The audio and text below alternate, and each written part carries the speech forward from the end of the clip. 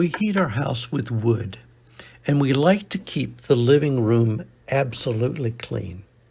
So instead of shoveling the ashes into a bucket and carrying them out, I just dump them directly into the hearth. Now sometimes those ashes contain hot coals, and the ash pan is hot, so of course I'm wearing gloves while doing this. I also tend to dump very slowly to prevent any back puffing of ash. But note that the draft up through the ash door into the stove is open and will also suck out any dust that's in the air.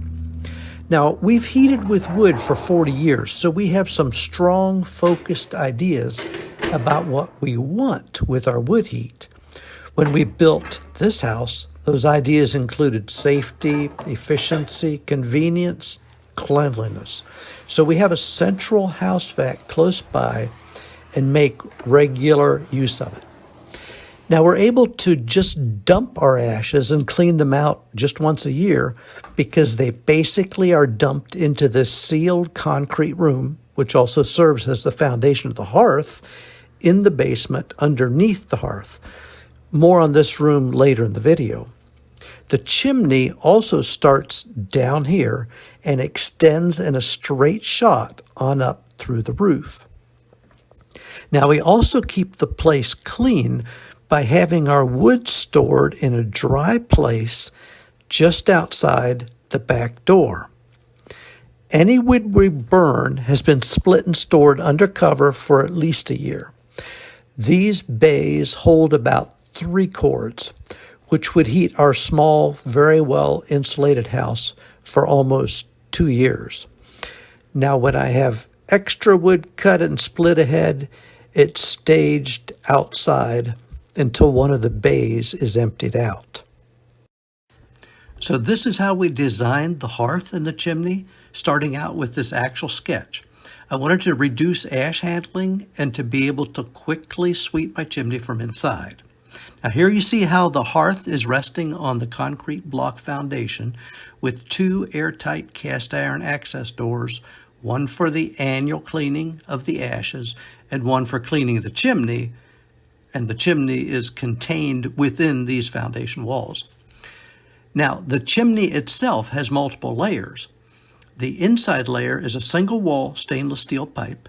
Next comes a 1/2 inch layer of insulation contained in a snap-on galvanized shell, then an airspace, then conventional terracotta chimney tile, another airspace, and the outside brick.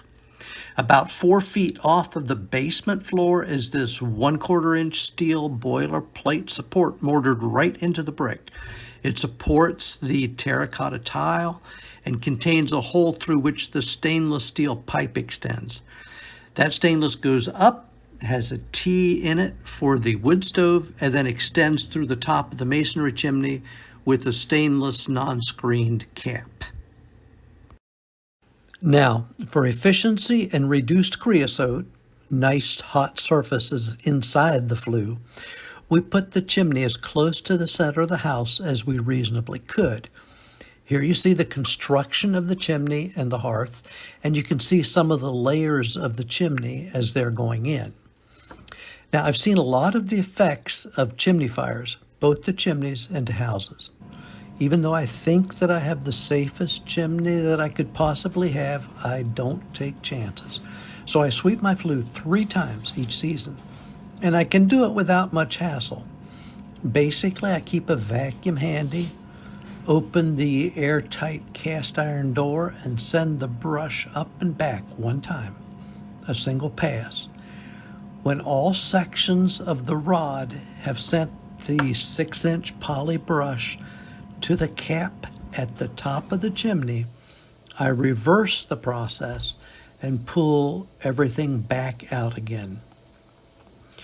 Now note that I'm using relatively light rods, and I'm using the more streamlined screw-on fittings rather than disconnect fittings.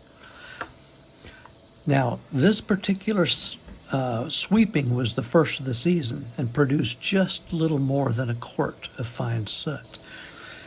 So I then shovel out that soot and creosote, do a final vacuum cleanup, and I'm good to go till the next sweeping. So I hope that you enjoy your wood heat as much as we enjoy our wood heat. May your fires be safe and warm, and may your secondary combustion last for hours.